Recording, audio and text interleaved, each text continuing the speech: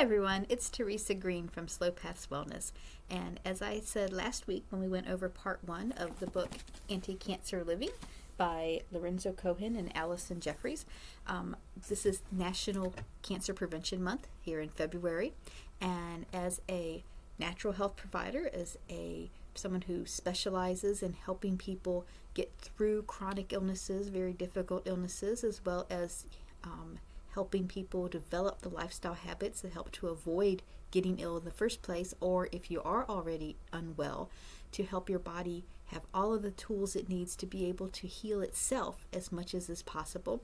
And as a cancer survivor, National Cancer Prevention Month is very important to me. I feel like it's a great time to highlight all the things that we actually have a lot of control over as far as taking care of ourselves and helping our bodies to not develop cancer, or if we already have developed cancer, if we or any other chronic illness or difficult illness or very challenging, even life-threatening illness.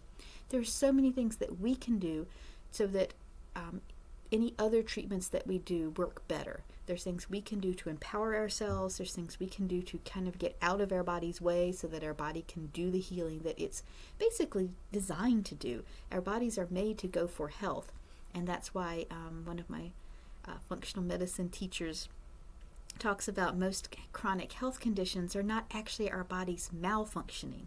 It's our bodies functioning in the perfectly normal way given the inputs that they have.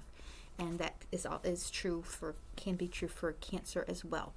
So as you can see, I put a gazillion bookmarks in here because I was wanting to go over so much information that's in this book. It's an excellent book. I've used it as a reference in my own cancer journey, and I recommend it strongly to anyone who has a family history of cancer or has a cancer diagnosis or just doesn't want to ever have a cancer diagnosis and wants to do everything that they can to reduce their risk. But the reason that this, the second edition of my overview of this book is late is because my videos kept being so long. I was trying to fit in too much stuff. So I wanted to make this one a little bit different than the first one, a little bit simpler. So I will first just quickly go over the part I chose in this book. There's more to it than just what they call the mix of six. But the mix of six is the way that Dr. Cohen and Ms. Jeffries went over, put together their principles. So it's kind of the way that they organized them to give them a framework for the things that they recommend as far as lifestyle habits in order to avoid a cancer diagnosis. And as I said in the first part of this video series, most other books that deal with the functional medicine, our natural medicine, our lifestyle recommendations for any chronic illness or for health in general have similar things to this. Some of them are maybe 5 points or 7 points. I think one's 9 points, but it's just rearranging basically the same idea. So the basic framework here basically works for any health issue. So the part of the mix of six that we went over last time was the foundation is love and social support, and that's making sure that you have a support system, that you have a group of people in your life, whether they're professional medical providers or professional healthcare providers of any kind, or just friends or mentors. You have people that you feel connected to, that you feel safe with, and that you're able to both give and receive care in the case of friendships and family members. Stress and resilience. In the stress and resilience portion, they emphasize, and I love this about this book, they emphasize that when you have a stressor in your life, whether that's a physical one like illness, a mental or emotional one like a family relationship problem or a loss or a job issue or something like that, it's not actually the stress itself. It's not the event, not the diagnosis that determines whether the stress element of it is overwhelming or not. It's your response to it. So many people who have had cancer or who have had other major challenges in life, they come out the other side of it, and I experienced this myself. I wouldn't say thankful for it. There's some people that say they're thankful for their cancer. I wouldn't say that because I think cancer is a horrible illness and no one should ever have to deal with it. But I feel like I'm much stronger, I'm much happier, I'm a different person than I was before cancer, and I think that I'm a better person than I was before cancer. And because of the way that thankfully I had resources, I had people to help me see how become who I wanted to be in the face of this stress, and it's changed who I am forever after. And that's what the need for the stress and resilience section of this is about. Then the need for rest and recovery talks about a lot of the physical, mental, emotional factors that happen when you get enough rest, whether that's sleep or just not having too many activities going on. It also talks about the things that happen when you don't.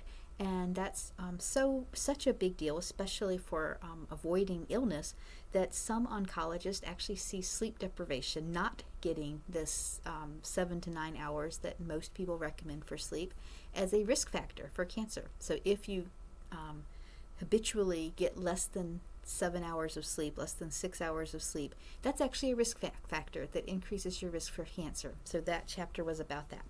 Now, for this video, we're going to go through the last 3 of the mix of 6. So we have moving for wellness, which is about exercise.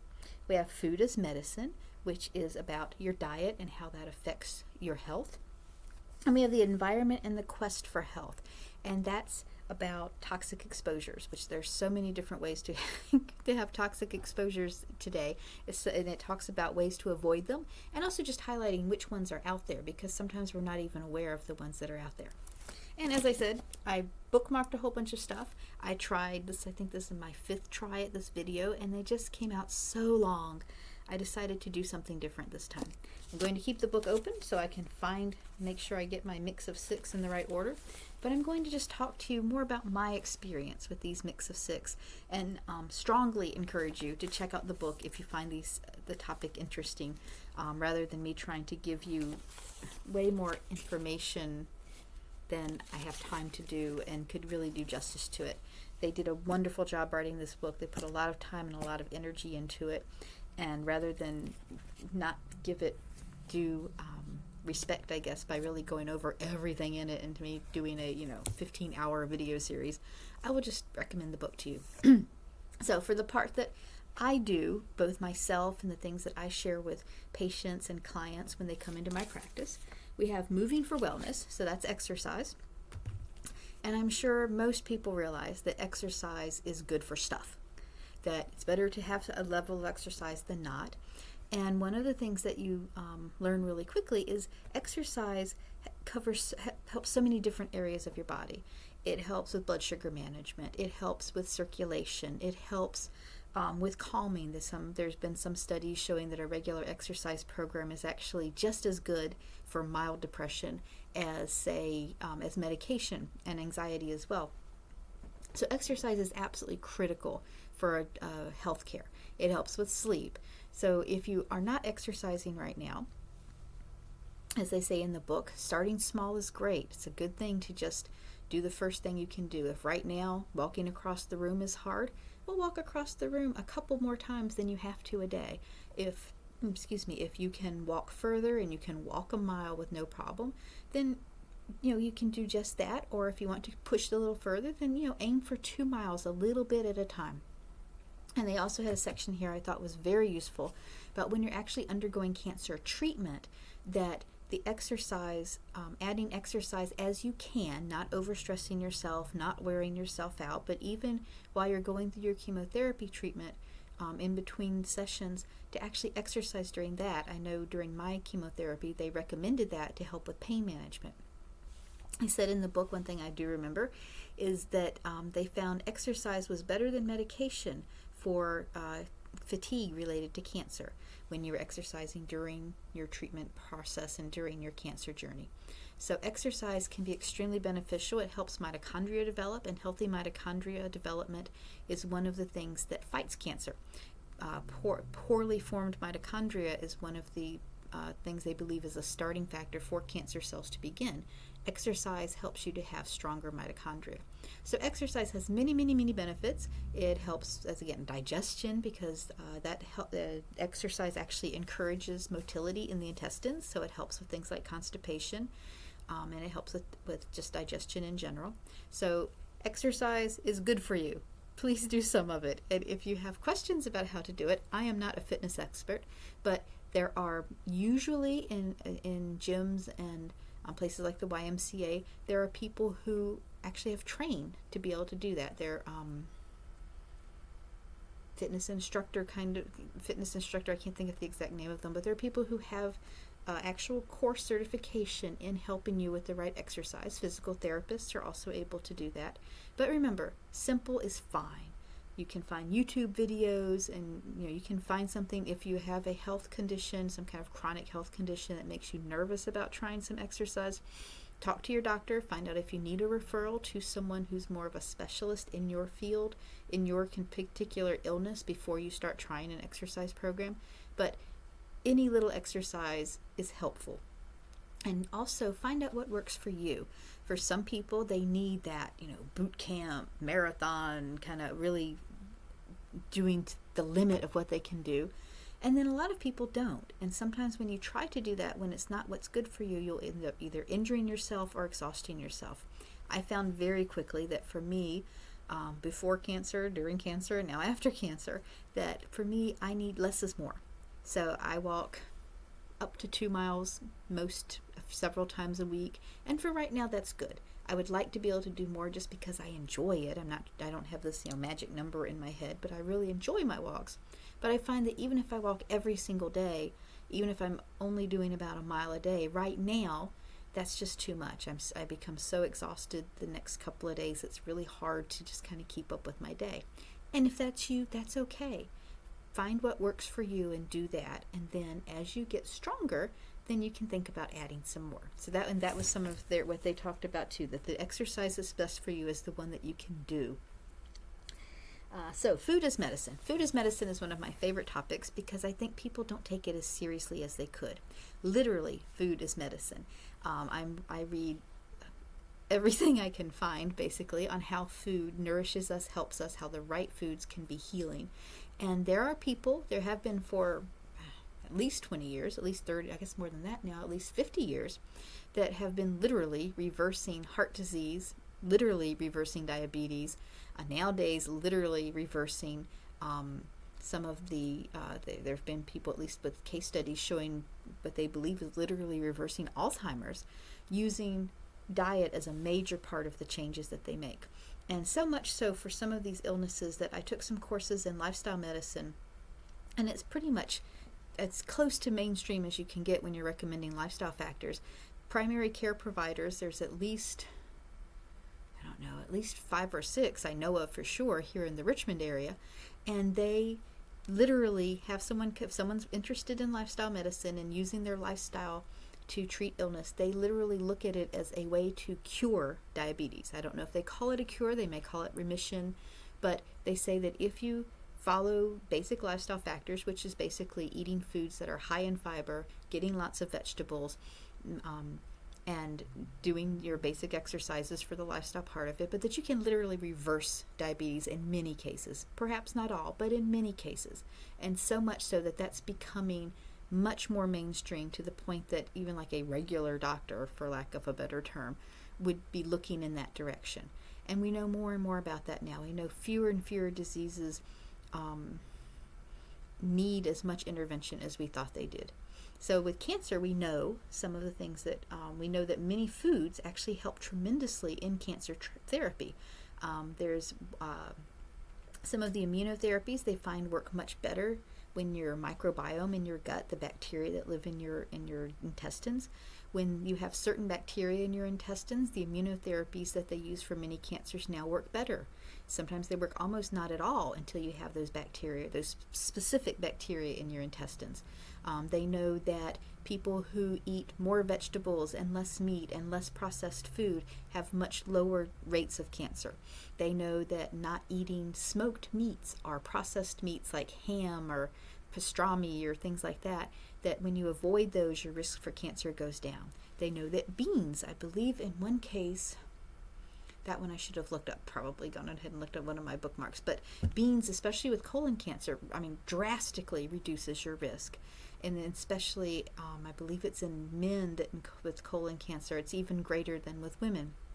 They know with the cancer that I had, with endometrial cancer, that a diet high in saturated fat dramatically raises your risk. And at the time, before I was diagnosed, I was eating fairly clean in that I wasn't eating a lot of processed food, much more than I do now, but compared to most people, I didn't eat a lot of processed food. But I ate eggs, a lot of eggs, which for some people may be fine. But with me, I believe genetically, I haven't tested my genetics to make sure in that particular factor, although I do know I don't have a genetic predisposition for reproductive cancers. But I think that my body just doesn't like saturated fat as much as maybe someone else's may tolerate it better. And so one of the changes I made is I switched to much less meat products and switched to much less unsaturated fat, because they know that diets high in saturated fat increase your risk for endometrial cancer. So we know food can literally keep you from getting illness, and more they're finding that it can actually treat it as well. As I said, there have been many documented cases of people reversing heart disease using a diet low in saturated fat, low in fat in general, low in sodium, high in vegetables, in fact in some cases completely plants-based. There have been documented cases of people reversing diabetes. I've treated people who had reversed their diabetes with diet alone. There have been many people who have cured or at least diminished their symptoms of PMS with diet alone. People with autoimmune diseases have found that changing their diet either greatly diminishes or eliminates their symptoms of some of the different autoimmune diseases that are out there. So food as medicine is a very real thing. And I think sometimes, at least I know even for myself, even as a healthcare provider, even as someone who has read all this information, it's only been in the past year or two that I literally think of it as what I eat is not a good idea. It's a difference between life and death. And that's really, for me, with my cancer history, I really see it that way now. So I don't even think of things that are processed foods or really high in sugar or really high in white flour and things like that. I don't even think of that as food anymore, because I recognize food is my medicine and it could be my poison if I made the wrong choices. And then the last one on here is the environment and the quest for health. And that's another one that I think people don't understand just how serious that is. We know, we have, there's studies, there's research, we know that all of the stuff that has all those fake scents in it, the plug-in things and the perfumes and the air fresheners and the downy, the dryer sheets, all of those things, they're endocrine disruptors. They contain chemicals in them that actually mess around with your hormonal system. And there is lots and lots of evidence that the way they mess around with your hormonal system actually contributes to cancer. That it can increase your risk for reproductive cancers, things like prostate cancer and breast cancer and ovarian cancer and endometrial cancer. And they're scents. And they don't even smell that good. Once you get used to the idea of essential oils or other more natural ways of scenting things, and then you smell those other things again, they don't even smell good. It's kind of like people say about eating processed food. Once you get it out of your system completely, you eat real food for a few months, if you try to go back, it's just not the same.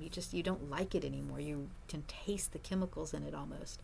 So that's just one area. Fake scents is one area that can make a huge difference. Cutting that out can make a huge difference in your cancer risk. Another thing is exposure to smoke. Things like smoked meats, or they know that people who work in restaurants where there's a lot of very high temperatures and they're breathing in all of the fumes from all of the food that's been cooked at a very high temperature, that increases their risk for some forms of cancer. Something as simple as those little receipts that are on the fax kind of paper, those have a carcinogen in them as well. They have, I believe it's the endocrine disruptors again. They get on your hands, and especially if you have hand sanitizer, which is alcohol-based, alcohol pulls things through the skin and gets it into your bloodstream. So if you do what we've all been doing since the pandemic, and you put your hands into the sanitizer, and then you pick up your receipt at the gas station or at the grocery store, you're actually increasing the amount of exposure you're having to these chemicals that is increasing your risk for cancer. So what do? Do you go around in a bubble and never want to touch anything or anybody? No. But you can do some simple things. You can try to avoid your exposure to the fake smells and the processed food that also has carcinogenic effects. And you can also, again, go back to the food as medicine, you can eat your plants, vegetables, herbs, all of the plant-based products, almost all of them. I say almost all because I'm sure somewhere someone would find one that's not, but just so to be accurate. But, the majority of plant-based products have what they call antioxidants, which I'm sure everyone has heard of antioxidants. And different ones of the antioxidants bind to the receptors that get affected by those carcinogens. So a lot of times they're estrogen receptors, for example. And things like soy, they bind to those receptors. They kind of beat the negative chemicals, the xenoestrogens they call them, to the receptor site. So if you have a lot of these antioxidants, these phytoestrogens and the different good antioxidants, if you have a lot of them in your system, then when you're exposed to the negative ones, before they can connect to stuff in your body and cause trouble, your body's already taken in the good ones, the ones that are better for them, and so the other ones just go on out your system and cause much less damage. So you can avoid the exposure first by just recognizing that it's there, recognizing all these weird things. They're in weird colors with weird scents, and food coloring, and the bad air, and the crap junk in your water, that all of those things cause problems. Then you can go through and minimize the ones that you can. And again, one of the things they mentioned in the book is cleaning products. Instead of using things that have chlorine, like bleach in them, or some of all the ones that have all of the different chemicals where they tell you, you shouldn't put your bare hands in it. Vinegar and baking soda are excellent cleaners for many, many, many surfaces. There are products people make that have less of those chemicals in them, or use different chemicals that are less toxic. And you can do some research on that. You can look up, eco-friendly cleaners or healthy cleaning products, and make the switch over to those. In addition, when you do that, in addition to lowering your cancer risk, many people find that their allergy symptoms improve. Sometimes they find that skin conditions that they had a long time improve when they're not washing their clothes in detergents that have all kinds of weird conditioners in them, and scents and different kinds of chemical things that are supposed to get out stains. If they use a simpler product, that a lot of times health problems they had go down and become better. I know I found that I was having a lot of skin issues and I didn't know why. And when we finally went around, we just changed our detergent. We went from, like the normal stuff you find in the grocery store to one of the brands we used was called Ecos, but there's 7th generation. There's several different brands that all of a sudden my skin felt better. And it was a very simple change, and I think it even ended up being about the same cost. It wasn't a whole lot more if it was. And that just made a tremendous difference for how I felt. So understanding first that there are things out there that you don't even think of because they're so commonplace. No one mentions it. No one mentions how toxic these things are, how they cause so many health problems, and how there are other options. Recognizing that, minimizing the ones you can. So, going through your soaps and your conditioners and your cleaning products, and getting the less toxic versions of them. And as I said, there are simple versions. You don't have to spend $80 on shampoo. You can find something that's a less expensive product that does a lot of the same things that the ones that have all the bad things in it that you don't want on your body. You can find those and use those. And then having things like the good plant foods, some of the things like green tea is an excellent antioxidant that helps you with toxins. A lot of the herbal teas are very good for that. Taking in things that help your body to fight those toxins better is another thing that you can do that's really helpful. And if you've had a major exposure to something like lead or mercury or arsenic, or if you worked in an environment where there's a lot of different chemicals, a lot of people who work along the airline industry, for example, will have hexane and lead and all kinds of toxic exposures, and sometimes you can have long-term health issues from that. Cancer risk is one of those, but you all can also have like brain fog, or memory issues, or sometimes even emotional issues can come up from that, or fatigue, or neurological things where like you get neuropathy where your hands and feet hurt, or sometimes there's trembling things that happen. There are things you can do in the natural medicine, in the integrative functional lifestyle medicine world, that can help with that. There are specific supplements, specific herbs that you can take. Once you've had someone who's trained in that, as I am, or as many of the more natural healthcare providers are, trained in finding out what the toxic exposure levels are, and then there are protocols to help you get that stuff out of your system so that you're able to move forward and to be healthier. So this has been the second part of an overview of Anticancer Living, and the idea of Anticancer Living is to live in a way that's in harmony with how your body wants to live anyway, giving your body what it needs to be healthy, which is the foundation of all holistic, natural, again, we go through all of the different adjectives: holistic, natural, lifestyle medicine, functional medicine, traditional medicine like East Asian medicine, which is what my initial training has been, and I think really is probably the best for lifestyle medicine, because talking about being in harmony with your surroundings and having a peaceful heart is a huge part of a natural lifestyle. So that's what Anticancer Living is. It's living in a way that you have peace. You are giving yourself good things that are good for you. You are avoiding as many of the bad things as possible, and you're looking at life with a joy and a hope and a empowerment, where you feel like you have the power to affect your life, even in the face of possibly if you're going through a major health trial. So that's one of the other things that I will want to talk about in a later video before the end of February, is what to do if you a mindset that both prevents cancer and helps you if you're actually going through it. It was a major shift in my life, and it has made all the difference in the world. I am so much happier of a person because of the changes I had to make because of my cancer diagnosis. So I hope you are well. I hope you are happy, and please like or share this video if you find it helpful. If you would like to contact me about working with me for health concerns, or to prevent having health concerns, there's a link to my website in the description. You can click on that and go from there to the contact form, and we can connect. Thank you very much for your time, and have a lovely day.